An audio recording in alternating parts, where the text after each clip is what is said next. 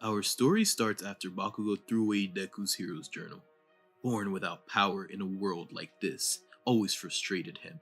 He ignored this pent-up emotions the best he could, but today, Izuku had enough. He hit his limits. Always being bullied and singled out for not having any abilities, feeling like an outcast, as if he didn't even get a proper chance at life. Finally, accepting that he'd never join UA High, the powerless child began to walk home, contemplating on what to do for his future. Unknowingly, he was being watched.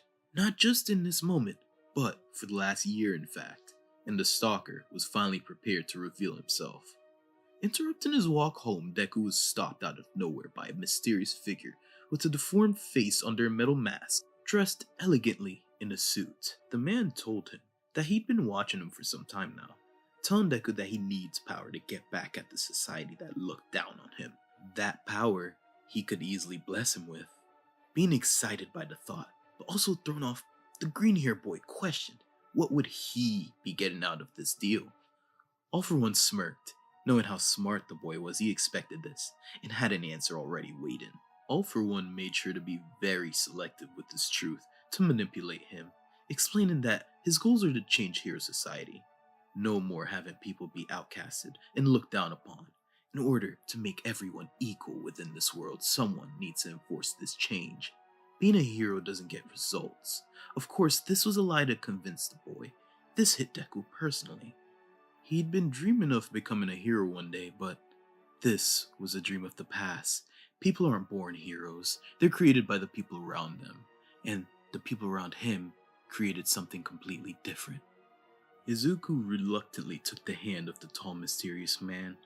After taking his hand, his body suddenly felt lighter. The man told him that he had the ability to take and give quirks. The quirk he had just bestowed upon him was wind. Deku dropped to his knees and began to cry. More than overjoyed, he began to just think about immediately how he won't be the weak nerd anymore. He can get revenge on those who, with the false mind of a hero, didn't accept him. In this moment, he finally was acknowledged by someone. Being more than grateful, he told the man that he'd do anything to repay him for changing the path of his faith. The tall man's smirk turned into a full grin, and his only words were, "Become my successor." Taking him back to his hideout, he would meet the doctor and Tomura Shigaraki. The two would bond greatly over the coming months, becoming each other's first friend. Eventually, both would realize that they were being put against each other to see who would inherit All for One. At this point, they were best friends, each other's halves, and wouldn't let a power lust weaken this bond, but instead planned to make it stronger. Both would start training together to get more comfortable with their quirks. Shigaraki would learn how to use decay without needing the touch of all 5 fingers. Deku would learn how to control wind currents to help him fly, increase his speed, pressurized air blast, in more variety of ways. His wind was sharp as 1,000 blades. Young Izuku would pass the exam with flying colors to attend UA High as a spy for the League of Villains. The USJ invasion would go better than how it originally did.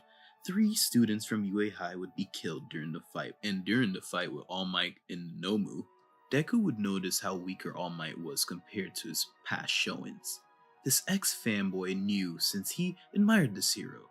Seeing him cough up blood randomly, trying his best to hide it from who was watching, the green-haired boy concluded that he was losing power. The League, getting so much more attention, would cause a hero killer Stain to come after them.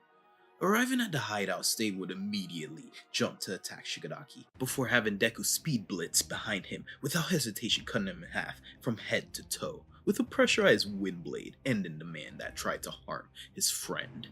Deku smirked ever so slightly. This shocked everyone in the room, especially Shigaraki. He knew that they were close, but seeing his actions instead of words cemented the brotherhood between them. The two began to plan the destruction of the Hero Society.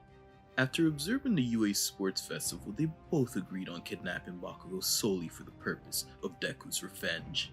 Taking advantage of the negligence of the teachers, they succeeded in kidnapping the gray-haired boy's old bully. Being face to face with Bakugo was like PTSD for Izuku.